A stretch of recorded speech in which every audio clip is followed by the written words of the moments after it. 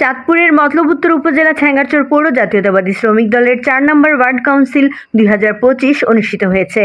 ৫ September শুক্রবার সন্ধ্যায় ঠাকুরচর সরকারি প্রাথমিক বিদ্যালয় মাঠে আয়োজিত কাউন্সিলে প্রধান অতিথি হিসেবে বক্তব্য রাখেন ছেঙ্গারচর পৌর বিএনপি সভাপতি নান্নু মিয়া প্রধান, ছেঙ্গারচর পৌর শ্রমিক দলের সভাপতি গোলাম রাব্বানী স্টারের সভাপতিত্বে ও সাধারণ সম্পাদক মোহাম্মদ আখতারুজ্জামানের পরিচালনায় বিশেষ অতিথি হিসেবে বক্তব্য দেন ছেঙ্গারচর পৌর বিএনপির সাংগঠনিক সম্পাদক আব্দুল হালিম, উপজেলা শ্রমিক দলের সভাপতি আব্দুল মালিক মোল্লা, সাধারণ সম্পাদক নাসির উদ্দিন মৃধা, ছেঙ্গারচর পৌর বিএনপি নেতা সিরাজ শিকদার, পৌর মহিলা দলের সভাপতি লাইলি আক্তার, মতলব উত্তর জিয়া পরিষদের প্রচার সম্পাদক মিজান দর্জি, পৌর যুবদল নেতা আমান মিয়া, ৭ নং ওয়ার্ড বিএনপির সভাপতি খলিল মাস্টার, ছেঙ্গারচর পৌর ছাত্র দলের আহ্বায়ক শাকিল খান, ছেঙ্গারচর পৌর শ্রমিক দলের সাংগঠনিক সম্পাদক সাদ্দাম হোসেন প্রমুখ।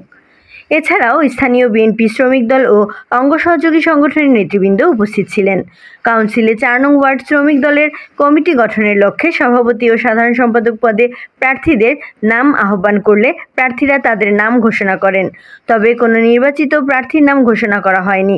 কয়েকদিনের মধ্যে কমিটি ঘোষণা করা হবে। আজকে আছে ৪ নম্বর ওয়ার্ড শ্রমিক দলের কাউন্সিল সভাপতি, সেক্রেটারি ও সাংগঠনিক সম্পাদকের যে নাম ঘোষণা করা হয়েছে তাকে যাচাই বাছাই করে ৫ তারিখে বিএনপি না ৫ তারিখের পরে বিএনপি না আওয়ামী লীগের লগে হাতাত এ ধরনের কোনো ক্যান্ডিডেট হলে ওই কমিটি থাকবে না। ডক্টর জামাল সাহেবের নির্দেশ, তারেক রহমানের নির্দেশ, আওয়ামী লীগের লগে হাতাত করে এ ধরনের কোনো কমিটি করা হবে না। যারা ত্যাগ স্বীকার করছেন, যারা জেল খেটেছেন, রাত্রে ঘরে থাকতে পারেন নাই, বাগানে জঙ্গলে ছিলেন, তাদেরকে কমিটি করা হবে। ১০ জন বোধ হয় ২১ জন কমিটি হবে।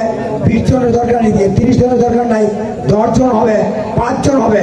ত্যাগ স্বীকার করি না লোককে কমিটি দেওয়া হবে, না হয়তো আবার আওয়ামী লীগের পুলিশ শেখ হাসিনার মতন পরিণত হবে আমাদের।